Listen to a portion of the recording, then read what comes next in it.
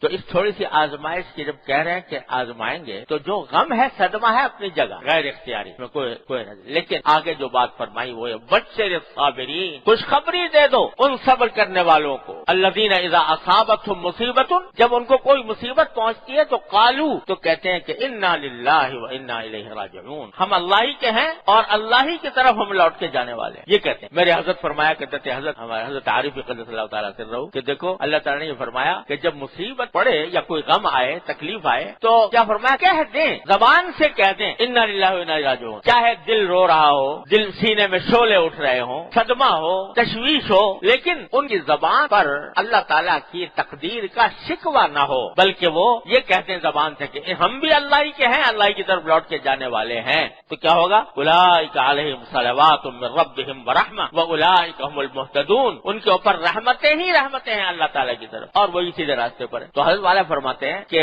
غم کے موقع پر یہ سمجھ لو کہ دیکھو جو کچھ ہو رہا ہے اس کائنات میں ایک ہی ذات کی مشیت سے ہو رہا ہے، پتا بھی اس کی مشیت کے بغیر نہیں ہلتا۔ تمہیں وہ تکلیف پہنچی ہے، بے شک صدمہ پہنچا ہے، بے شک، لیکن پتا بھی ان کی مشیت کے بغیر نہیں ہلتا، جو کچھ ہو رہا ہے ان کی مشیت سے ہو رہا ہے۔ تو بے شک صدمہ کر لو، غم کر لو جو غیر اختیاری ہے، لیکن اس موقع پر کیا کرو کہ اس کو بار بار ذکر کر کے اس غم میں اضافہ نہ کرو۔ اب ہوتا کیا ایسے موقع پر آج کل جو ہو رہا ہے کہ مجلسیں جمی ہوئی ہیں، اس میں تذکرہ ہو رہا ہے، کیسے ہوا، کس طرح ہوا، کیسے غم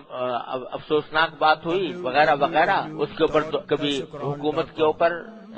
لان تان ہو گیا، کبھی کسی تنظیم کے اوپر لان تان ہو گیا، کبھی کسی پر ہو گیا، بس نتیجہ یہ کہ جتنے جملے بول رہے ہو ہر جملے سے غم میں اضافہ ہو رہا ہے۔ یہ اختیاری کام ہے جو ہم لوگ کر رہے ہیں، اس کے بجائے یہی وقت جو ان تبصروں میں گزر رہا ہے، ان تذکروں میں گزر رہا ہے، وہی وقت اگر اللہ جل جلالہ کی طرف رجوع میں گزر جائے، اللہ تعالیٰ کی طرف رجوع، یا اللہ یہ صدمہ پیش آیا ہے، یہ تکلیف پیش آئی ہے، لیکن اے اللہ آپ کی پناہ مانگتے ہیں،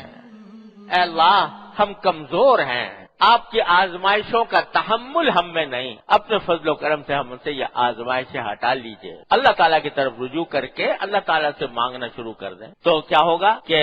جیسا میں نے عرض کیا کہ قرآن نے شیئن کے لفظ سے اشارہ کر دیا ہے کہ یہ کیفیت ہمیشہ رہنے والی نہیں ہے، یہ جائے گی، انشاءاللہ ضرور جائے گی۔ اور کسی کہنے والے نے کہا تھا کہ ظلمتوں کا جو بول بالا ہے کوئی سورج نکلنے والا ہے، کہ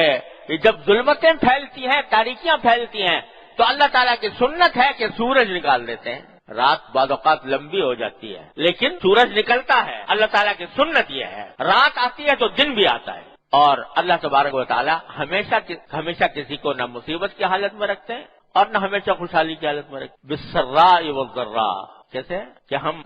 ہم نے لوگوں کو کبھی خوشحالی سے آزمایا، کبھی بدحالی سے آزمایا، تو نہ خوشحالی ہمیشہ رہنے والی ہے نہ بدحالی ہمیشہ رہنے والی ہے۔ اس واسطے اصل بات یہ ہے کہ